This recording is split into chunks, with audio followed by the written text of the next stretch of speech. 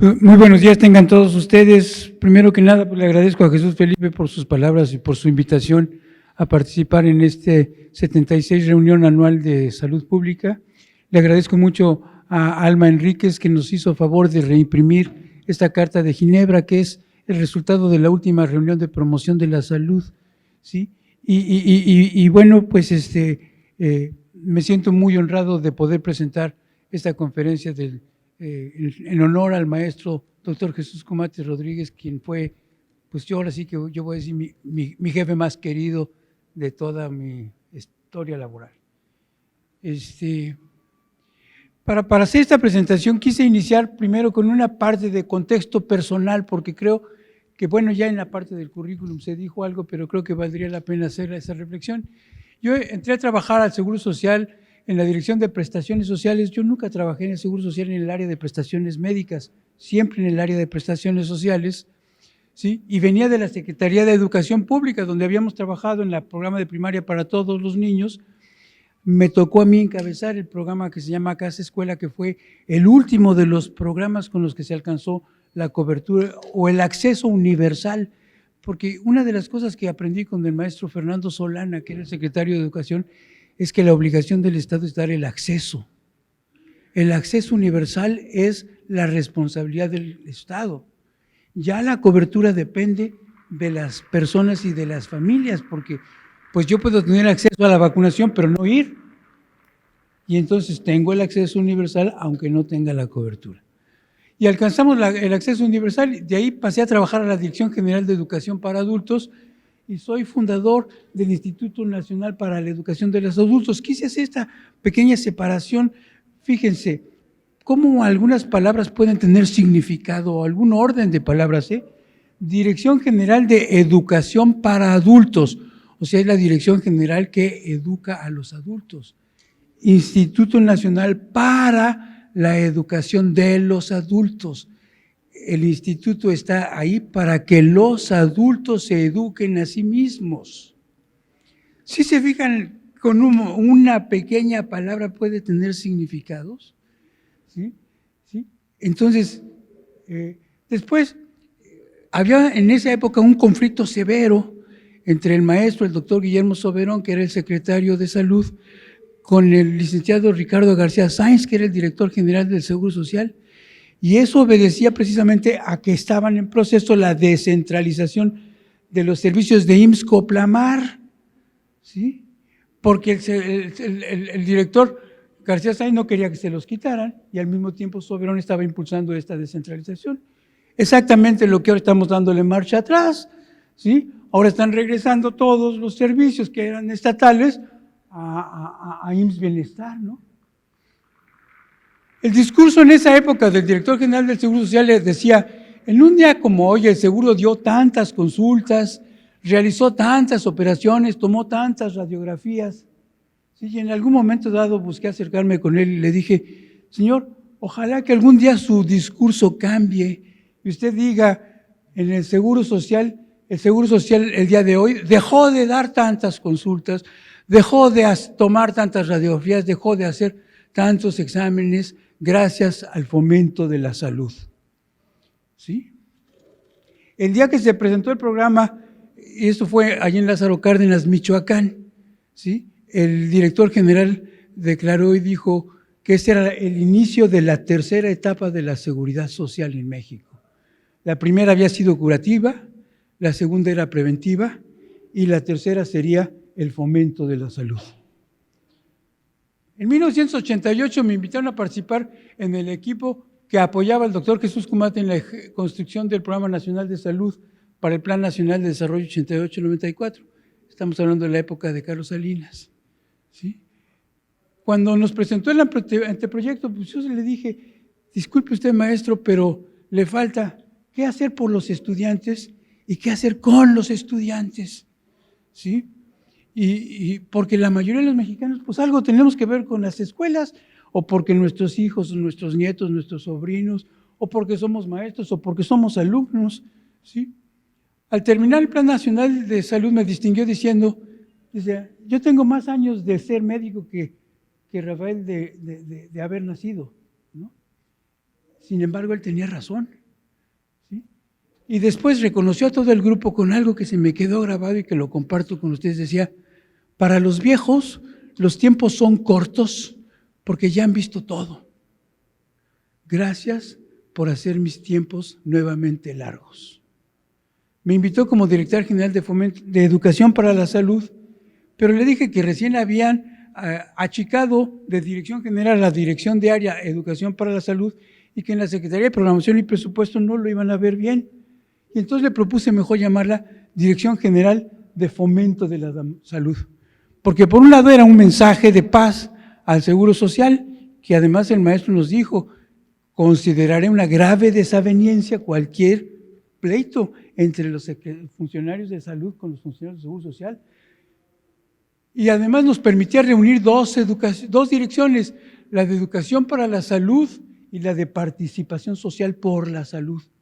Pero además pudimos allí darle la vuelta a la Dirección General de Planeación, Información y Evaluación, que era la que autorizaba las estructuras, y pudimos colar otra dirección, una tercera dirección que llamamos de Prospectiva e Impacto.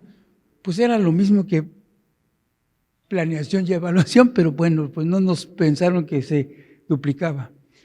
Además, porque la palabra fomento tiene un doble significado, no solamente es promover, sino además significa cuidar lo que ya se tiene.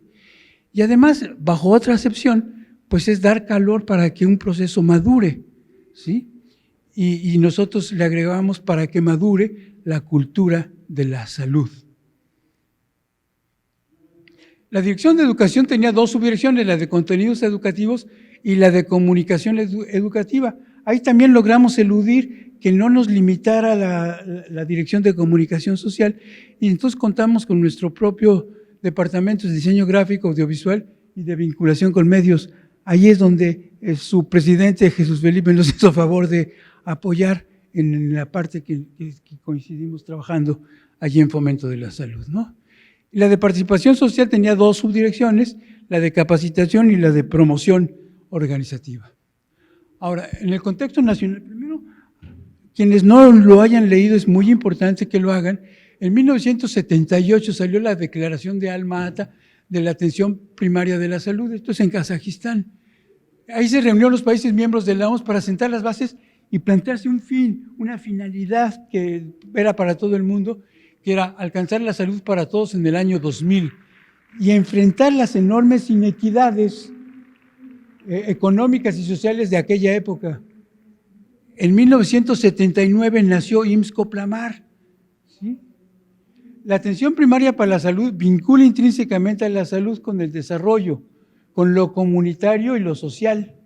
Reitera la definición de salud como completo bienestar físico, mental y social, y no solo ausencia de enfermedad.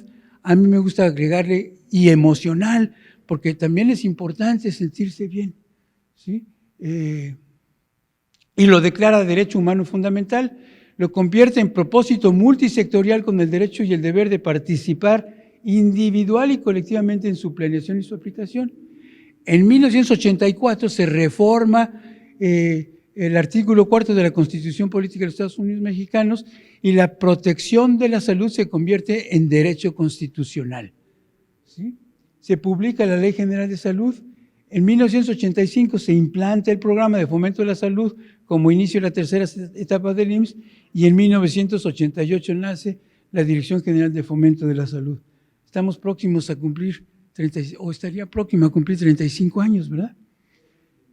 Ahora, en el contexto internacional, en 1986 se publicó la Carta de Ottawa, que fue el producto de la primera Conferencia Internacional de Promoción de la Salud. Y luego hubo otras 9 reuniones, en 88 en Adelaida, 91 Sundsvall, en 97 Yakarta, en 2000 fue en la Ciudad de México, 2005 en Bangkok, en 2009 en Nairobi, en 2013 Helsinki, 16 en Shanghái, y todas procuran un marco de actuación con base de elaborar políticas públicas saludables, crear ambientes favorables a la salud, desarrollar habilidades personales y reforzar la acción comunitaria, reorientar servicios hacia la salud. En la última de 2021, en Ginebra, ¿sí?, se emitió la Carta de Ginebra que procura sociedades de bienestar. ¿Sí? Esa es la que me hicieron favor de imprimir y que tienen ustedes en su mano para que la conozcan. Hubo otras dos sesiones en 92, Declaración de Santa Fe de Bogotá en Colombia, que fue la Conferencia Internacional de Promoción de la Salud en América Latina, y que decía que garantizaran el bienestar general como propósito fundamental del desarrollo en una región que estaba desgarrada por la inequidad, agravada por las crisis económicas prolongadas y con políticas de ajuste macroeconómico, en donde pues lo más importante era las partes económicas y no las partes humanas, ¿no? Y en 1993 hubo una conferencia en Puerto España, en Trinidad y Tobago, sobre la promoción de la salud en el Caribe. Ahora, ya en fomento de la salud, ¿sí? Este era nuestro modelo aplicativo.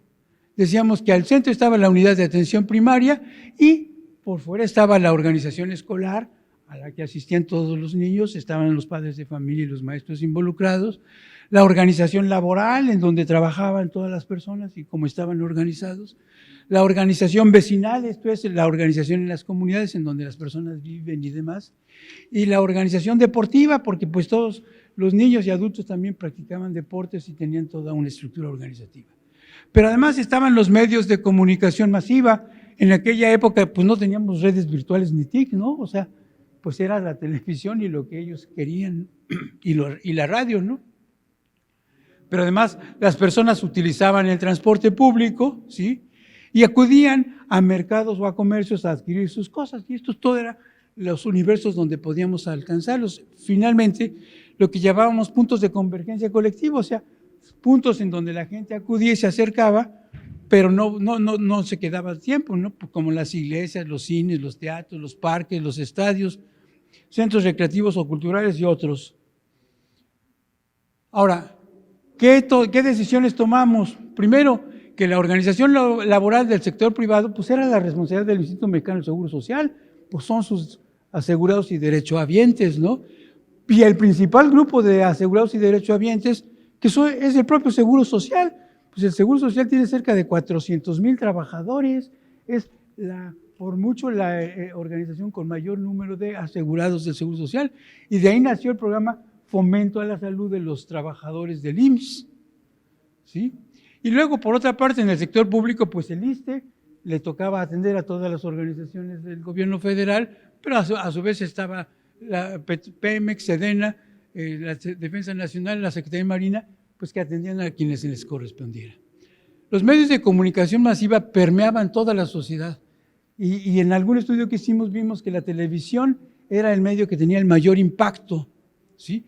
Pero en cambio el radio era la que tenía mayor penetración, entonces teníamos que hacer esta combinación para a través del radio llegarle a mayor cantidad de personas, pero cuando fuera posible a través de la televisión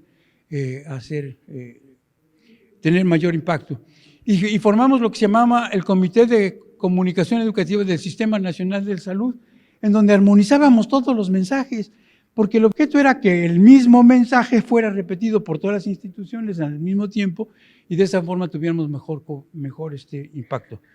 Capitalizamos la ventaja de contar tiempos oficiales. En aquel momento 12.5% de los tiempos tenía que ser dedicado al gobierno y nosotros nos convertimos en el principal anunciante, excepto el IFE, en tiempos de campaña que nos ganaban, ¿verdad? También fuimos atrevidos, nos atrevimos a sacar los primeros desnudos, mujer y hombre, en la televisión mexicana, ¿sí? Y incluso fuimos cuestionados y públicamente por lo mismo. Pero también esto formaba parte de la campaña de educación para la salud de los adultos, a la que le llamamos el culto al cuerpo, ¿sí? Y el lema era, pues, me quiero y me cuido. Y allí aprendimos también que, por ejemplo, a los adultos les gusta que les digan las cosas directos y casi como instrucción, quiérete, cuídate, ¿sí? En cambio, a los adolescentes no les gusta que les den instrucciones, les gusta que les den oportunidades. Y entonces decíamos, porque me quiero, me cuido, ¿sí? Entonces, pactamos con los obispos nos comprometimos a que nosotros promoveríamos los métodos naturales de planificación en todos los materiales educativos que hiciéramos, ¿sí? E incluso propondríamos la abstinencia social, pero que nos permitieran también, a su vez, ¿sí?, promover el uso del condón y de los anticonceptivos. Ahora, en la parte de participación social, nosotros decíamos que teníamos que partir de un diagnóstico participativo, hacer un plan de acción, tener un programa con metas y tiempos, nombrar a los responsables, desarrollar la intervención, evaluarla, ¿sí?, e informarle a la propia sociedad cuál había sido el resultado de su trabajo. Y jugando con dos palabras, usábamos este modelo. Primero era organización de la participación, ¿sí?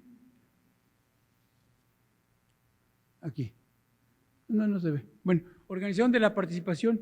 Luego venía la participación organizada, la organización participativa y la participación organizadora. Cada vez con un mayor número de participantes y cada vez en mayor profundidad de los problemas. En Fomento de la Salud le dimos prioridad a dos de las organizaciones, la vecinal, ¿sí?, y la escolar. De ahí nacieron los dos programas principales con sus componentes, Salud Municipal, y decíamos que Salud Municipal era un programa centrípeto, esto es que iba de la periferia hacia el centro, porque las áreas de mayor marginación y con más necesidades, pues eran las que estaban afuera, las áreas, las ciudades y demás eran las que tenían los mayores desarrollos de la sociedad. Y empezábamos desde la parte de saneamiento, de la construcción de letrinas, de la agua potable, de lograr agua entubada, de fosas sépticas, de drenaje, las campañas de deschatarrización para evitar el dengue y otras enfermedades, o de fumigación para evitar el paludismo, por ejemplo. Y luego construimos con 5 acciones nuestro programa para mantenerse o para estar y mantenerse sanos, que era el ejercicio físico y deportes, la práctica de ejercicio físico y deportes, la orientación alimentaria. Y yo hago notar que nosotros no hablábamos de orientación nutricional, porque decíamos, pues si la nutrición es un proceso interno que depende de lo que comí, entonces lo que yo tengo que orientar a las personas es qué comer para que ese proceso se dé, ¿sí? Y luego, el tercer apartado, primero le decíamos de los nos, no fume, no bebas en exceso, no consumas drogas, no hagas actos peligrosos, no tengas conductas de riesgo. Y luego, pues como nos decían que los nos no era lo mejor, le llamamos después vida libre, ¿no? Y entonces decíamos vida libre de tabaco, vida libre de alcohol, vida libre de drogas, vida libre de actos peligrosos, vida libre de conductas de riesgo. Y vida en armonía, ese era el otro programa, porque decíamos, esa es la parte del componente de la salud mental, ¿no? Porque tenemos que vivir en armonía con nuestras propias personas, en armonía con nuestras familias, en armonía en nuestra escuela o en nuestro centro de trabajo, dependiendo de nuestra edad, en armonía con la sociedad, en armonía con el medio ambiente, ¿no? Y finalmente, pues la visita periódica al médico y al odontólogo, pues, para las vacunas y demás, y para las revisiones médicas necesarias. En salud escolar, al revés, era un programa centrífugo del centro hacia la periferia, porque las escuelas con mayor cobertura, con mayor número de niños, pues son las que se encuentran en los centros urbanos, y las que estaban atendidas por el CONAF eran las comunidades rurales más distantes, ¿no? Y ahí, pues, ¿qué hacíamos? Pues pesar, medir, y luego pues sacar esa relación del peso para la talla, que era la forma como veíamos el estado nutricional, revisar su boca, la elasticidad, ¿sí?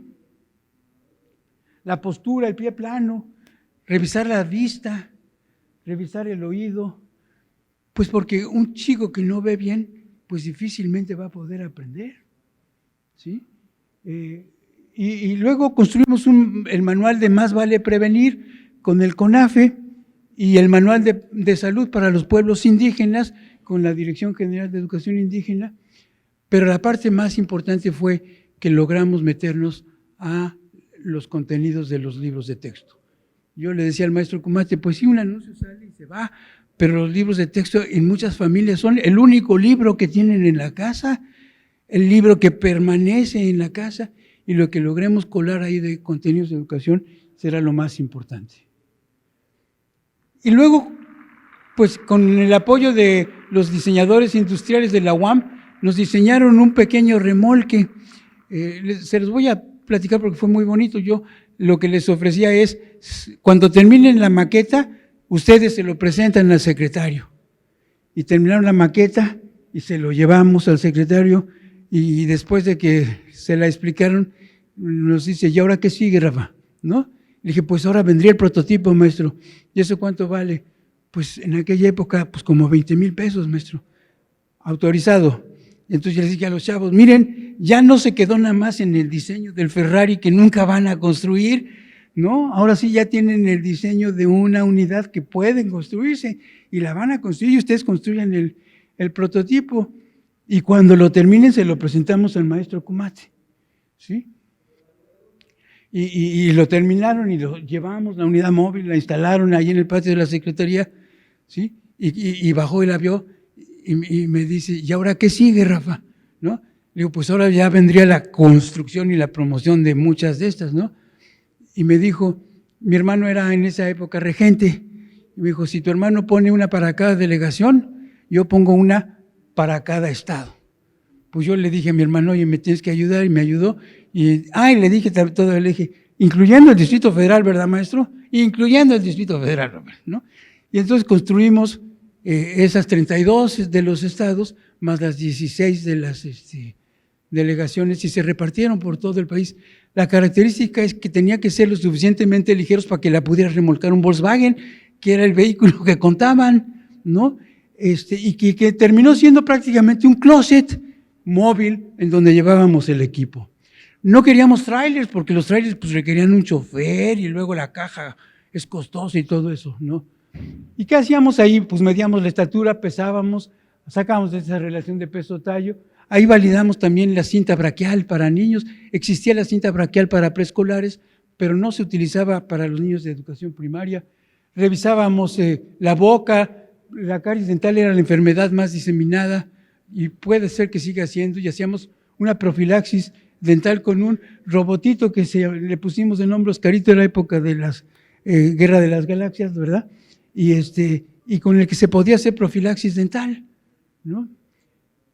Y nació el programa Ver Bien para Aprender Mejor, ¿sí? Afortunadamente ese programa sigue vivo, lo retomó una organización de la sociedad civil que sigue otorgándoles lentes a los niños que requieren anteojos.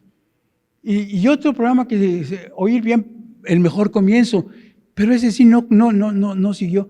Y ahí les puse una prueba, porque le llamaban la prueba del minuto, pero era una prueba de verdad muy interesante y los que quieran hacerla se los invito. Y decíamos, ¿qué escuchas mejor? ¿El rasquido del perro? Y frotábamos nuestros dedos frente a su oído, o el rasguño del gato y frotábamos nuestro dedo contra su pabellón auricular, ¿sí? Finalmente les decíamos, abre tu boca, y golpeábamos en sus dientes y le decíamos, ¿en dónde escuchas el golpe de los dientes? ¿Por qué esa prueba es una prueba suficiente? Porque si es mejor la transmisión ósea que la aérea, o si se lateraliza el sonido, ese niño tiene un problema de oído. El maestro no tenía que saber más allá de eso, porque pues identificaba que tenía un problema de oído, lo mandaba con el médico.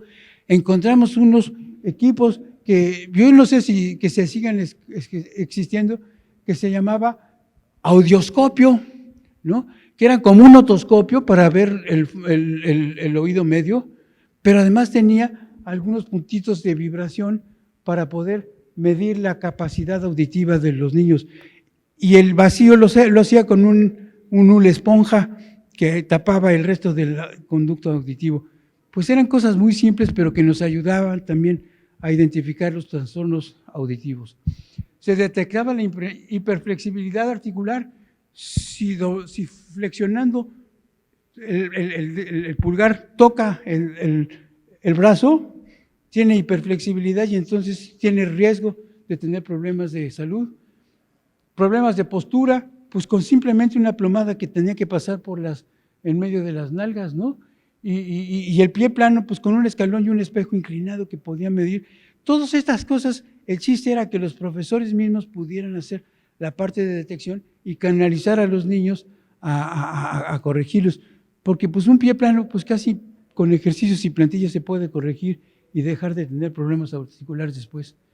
No alcanzamos a impulsar suficientemente los programas de salud mental y emocional, porque en ocasiones el bienestar, como estar bien, no es suficiente.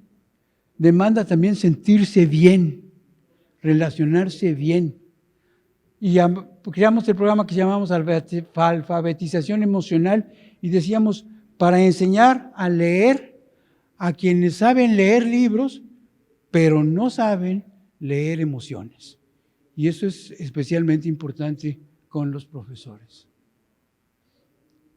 En aquella época no existían los adolescentes, eran niños desde que nacían y hasta los 15 años, y eran adultos desde los 16 y hasta que se murieran. Entonces tampoco existían los adultos mayores, o sea, no había una separación de estos grupos de edad, ¿no? La problemática de salud se veía de esa forma. Entonces no hicimos proyectos especiales para esos grupos de edad. En medios de comunicación masiva divulgábamos poco los contenidos educativos. No veíamos en ese momento que la educación también podría ser un instrumento de educación, pero sí lo usábamos mucho para movilización social durante campañas específicas. Por ejemplo, la de vacunación universal. En la época del maestro Kumate, México alcanzó el primer lugar del mundo en cobertura universal.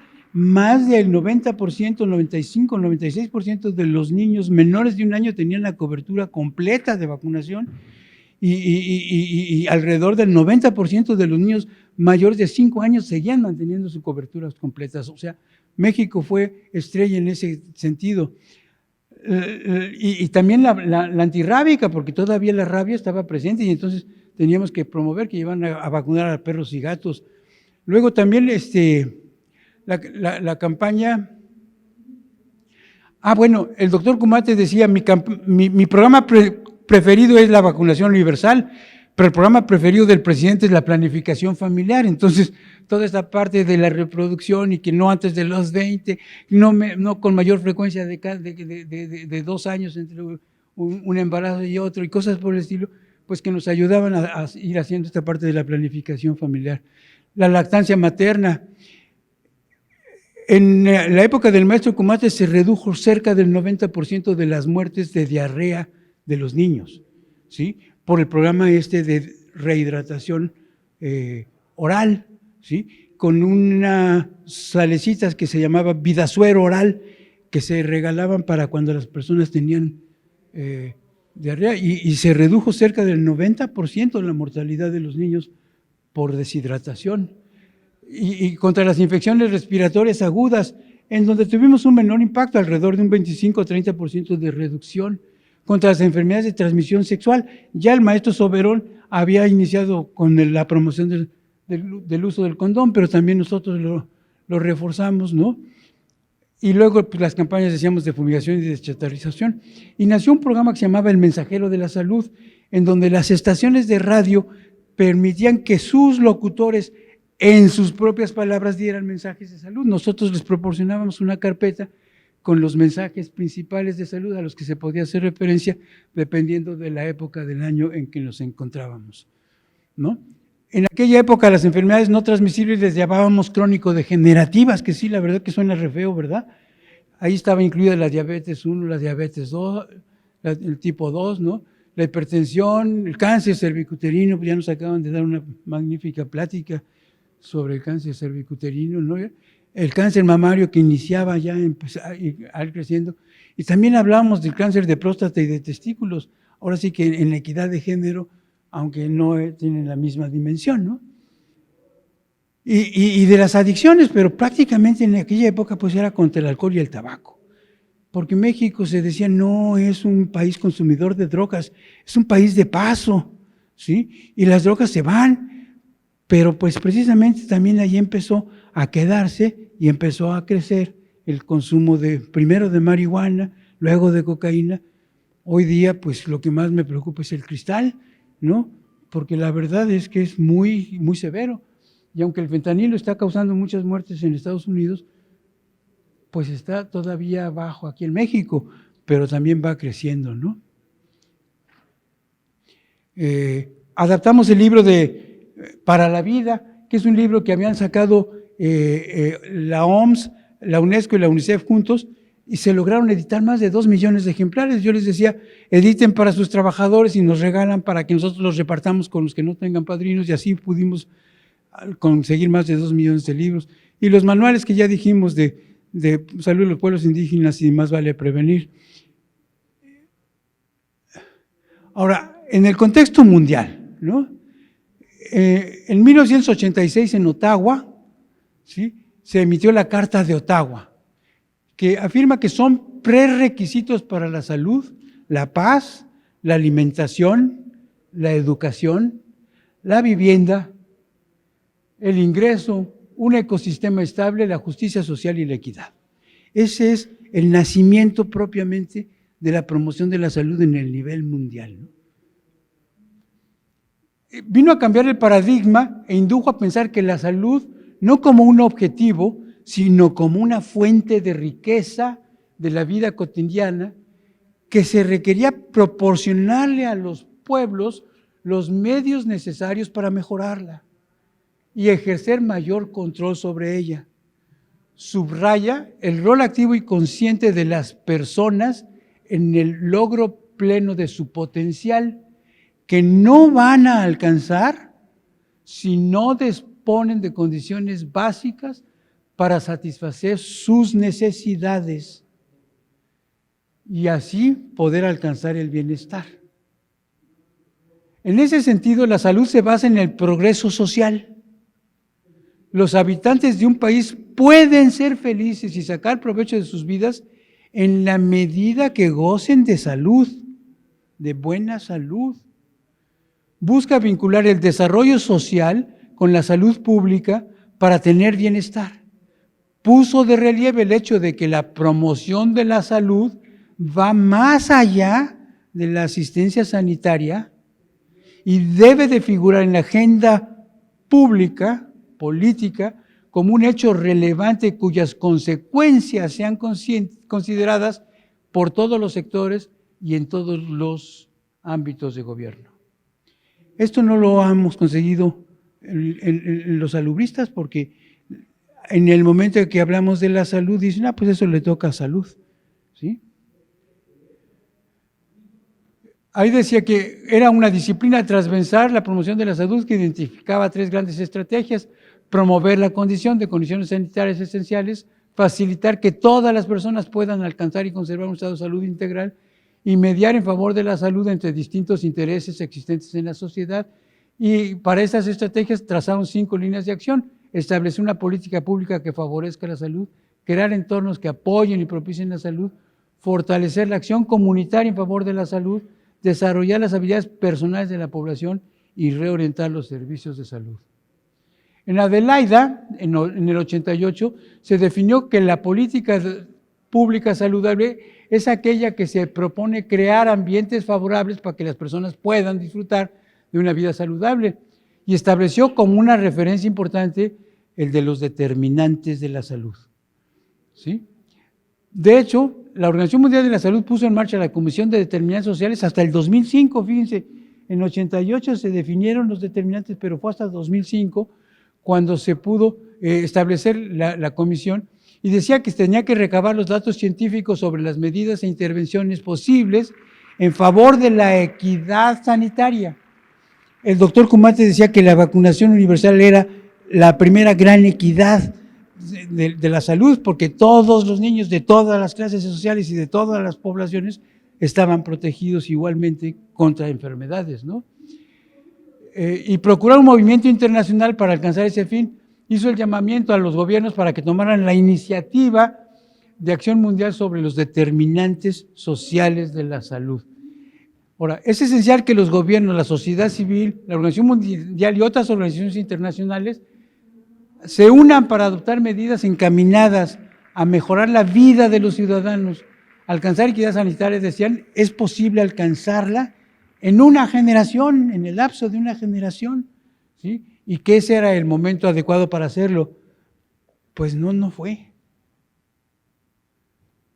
Los determinantes sociales de la salud son las condiciones económicas, ambientales, sociales, culturales, políticas de salud de los individuos y de las poblaciones.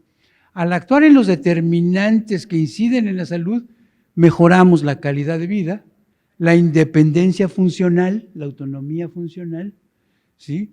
El bienestar de las personas, pero también disminuye la morbilidad, la discapacidad y la mortalidad.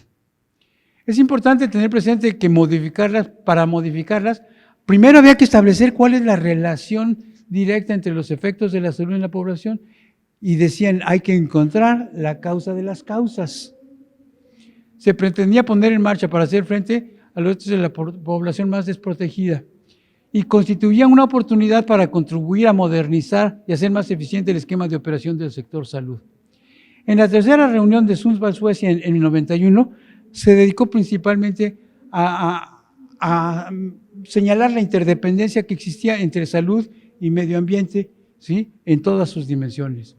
En la cuarta de Yakarta, sí, se habló principalmente sobre hablar de la lucha contra la pobreza y contra otros determinantes de salud en los países en desarrollo y la movilización del sector privado con la conformación de alianzas estratégicas. En la quinta, aquí en la Ciudad de México, bueno, en la Ciudad de México, ¿sí? Ahí se emitió la Declaración Ministerial de México para la Promoción de la Salud, y decían, de las ideas a la acción. Fue firmada por 87 países miembros de la Organización Mundial de la Salud, que decían, hay que planeación de promoción de la salud con alta prioridad en políticas y programas locales, regionales y nacionales, desempeñar liderazgo y asegurarse que todos los sectores gubernamentales y actores de la sociedad civil participen en su ejecución y que fortalezcan y amplíen las alianzas en salud, emplear a todos los medios disponibles y apoyar los planes de acción nacionales adaptados a las circunstancias de cada país, establecer o afianzar redes nacionales e internacionales de promoción de la salud y situar a la promoción de la salud como una prioridad fundamental en las políticas y programas de salud locales, regionales, nacionales e internacionales. La sexta, la de Bangkok, ¿sí? Ahí se mencionó que principalmente los factores con influencia crítica en salud eran las desigualdades crecientes entre los países y al interior de los propios países, como ocurre en México, ¿no? O sea, hay unas diferencias inmensas, no solo por fuera del país, sino también hacia el interior del propio país, ¿no? Y también los cambios en las formas de consumo, en los cambios de comunicación y de los medios de comercialización, los cambios ambientales mundiales y la mayor urbanización. Otros factores que también influían en la salud eran los cambios económicos, demográficos, sociales, que afectaban las condiciones laborales, los entornos de aprendizaje y las estructuras familiares y la cultura. Identificaron que para avanzar en el control de los determinantes de la salud era indispensable el enfoque normativo integrado por el gobierno con las organizaciones internacionales y un compromiso de trabajar con la sociedad civil y el sector privado, y los gobiernos locales y regionales y nacionales debían conceder prioridad a inversiones en salud. La séptima, en Nairobi, en Kenia, se formalizó el llamado a la acción identificando estrategias y compromisos claves de promoción de la salud para cerrar la brecha en la implementación de salud y desarrollo. Las conferencias mundiales previas cimentaron los principios clave para acciones de promoción de la salud que se reforzaron con la Declaración Política de Río de 2011 sobre determinantes sociales de la salud y en la Declaración Política de la Reunión de Alto Nivel de la Asamblea General de la ONU sobre prevención y control de las enfermedades no transmisibles en 2011 y el documento emanado de Río en 2012 llamado El futuro que queremos. En la octava de Helsinki, en Finlandia, la Declaración de Helsinki sobre salud en todas las políticas identificó la acción intersectorial y la política pública saludable como elementos centrales para promoción de la salud, así como la equidad y la salud como derechos humanos, principios que reflejan muchos otros marcos de referencia y estrategias de la Organización Mundial de la Salud. En Shanghái, China, el acuerdo de los dirigentes mundiales para promover la salud en pro de los objetivos de la ONU del desarrollo sostenible de la Agenda 2030 y el consenso de los alcaldes sobre ciudades saludables, ¿sí?, con los compromisos de hacer que las ciudades fueran amigables, que las personas se pudieran trasladar con seguridad a sus escuelas o a sus centros de trabajo de forma segura, que se pudiera mover en desplazarse en bicicleta y cosas por el estilo, ¿no? Ahora, las epidemias han mostrado la importancia de que los sistemas de salud sean resilientes, pero la pandemia de COVID-19 puso en relieve la necesidad de sociedades resilientes. No solo es necesario que los sistemas de salud puedan recuperarse, se requiere que toda la sociedad lo pueda hacer, ¿sí? Y entonces en la 10ª reunión de Ginebra, Suiza, que se realizó del 13 al 15 de diciembre del 2021, o sea, todavía no hace ni un año, ¿sí?, inició el movimiento mundial en torno del concepto de bienestar en las sociedades o sociedades de bienestar. Y miren, la gran ganancia, y por eso quise que les pedí que repartieran esta carta, es porque alrededor del término de salud no hemos sido capaces de poder juntar a todos los sectores, pero alrededor del término de bienestar sí va a ser factible o puede ser más factible que podamos juntar a los diferentes sectores, porque la educación da bienestar, porque la alimentación da bienestar, porque la práctica de deporte genera bienestar. Todos generan bienestar y finalmente si el bienestar completo es la salud, pues todos están trabajando por la salud, ¿no? Y que dice que hay que centrar la atención en el bienestar que alienta a diferentes sectores de la sociedad a trabajar en conjunto para superar los desafíos globales con acciones locales y ayudar a las personas a tomar el control de la salud y de la vida. Acordaron la Carta Ginebra en pro del bienestar, parte de esta que parte desde la Carta de Ottawa, el legado de las 9 conferencias mundiales de promoción de la salud previa, pero que necesitamos asumir compromisos personales, familiares, comunitarios y mundiales para lograr resultados sanitarios y sociales equitativos ahora y para las generaciones futuras, ojo, sin destruir la salud de nuestro planeta. Y que orientará a instancias normativas y a dirigentes mundiales a que adopten este enfoque, que se comprometan a tomar las medidas concretas. En esa sesión decían, la salud no comienza en un hospital, una clínica o un dispensario, comienza en nuestros hogares y comunidades. En las épocas del maestro Kumate había un programa que se llamaba La salud empieza en casa, ¿sí?, que la llevaba la Dirección General de Salud Materno-Infantil. Empieza con los alimentos que comemos, con el agua que bebemos, el aire que respiramos, en las escuelas y en los lugares de trabajo. Es necesario cambiar la manera en que los dirigentes políticos, el sector privado y las instituciones internacionales piensan y valoran la salud y promover el crecimiento basado en la salud y el bienestar de las personas y del planeta en los países en todos los niveles de ingreso. Esto lo expresó el doctor Tedros Ghebreyesus, el director general de la OMS. La carta esboza aspectos necesarios de una sociedad de bienestar y señala que se requiere para prevenir y responder mejor a las crisis sanitarias y ecológicas que afrontan todo el mundo, identifica áreas esenciales de actuación y ofrece instrumentos para la aplicación. Alienta 5 medidas claves: diseñar una economía equitativa para el desarrollo humano dentro de los límites planetarios, crear políticas públicas favorables al bien común, lograr la cobertura sanitaria universal, abordar la transformación digital para contrarrestar los daños y el debilitamiento y para reforzar los beneficios, y valorar y preservar el planeta. Busca la manera en que la economía pueda apoyar el objetivo social de bienestar como inversión fundamental de economías productivas, resilientes e inclusivas y con equidad. No podemos ni debemos volver a los mismos modelos explotadores de producción y consumo, al mismo desprecio por el planeta que soporta toda forma de vida, al mismo ciclo de abandono y de pánico, las mismas políticas divisorias que alientan la pandemia.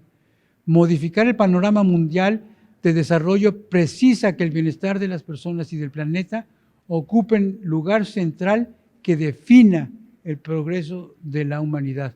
Esto lo declaró el doctor Roger Kretsch, que es el director de promoción de la salud de la Organización Mundial de la Salud.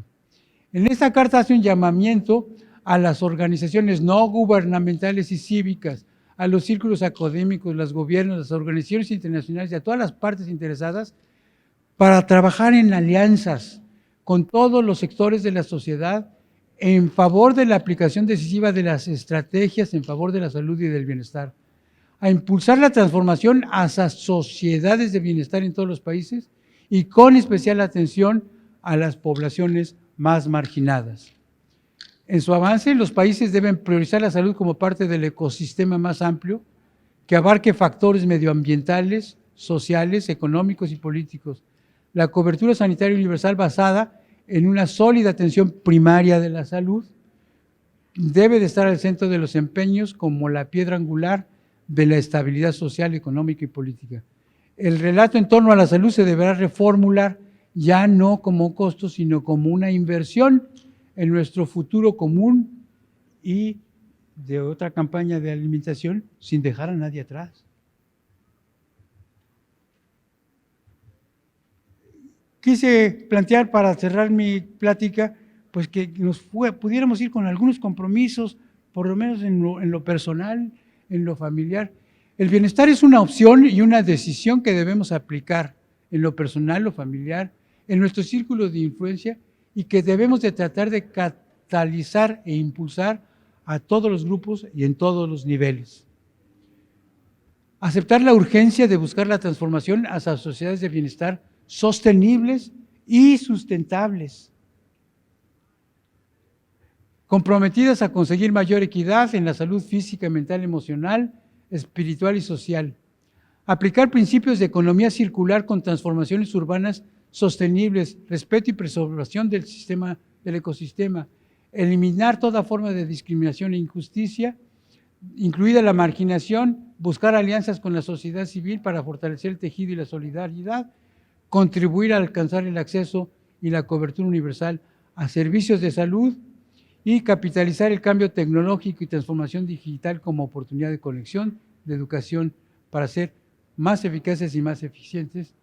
Y pues muchas gracias por su atención.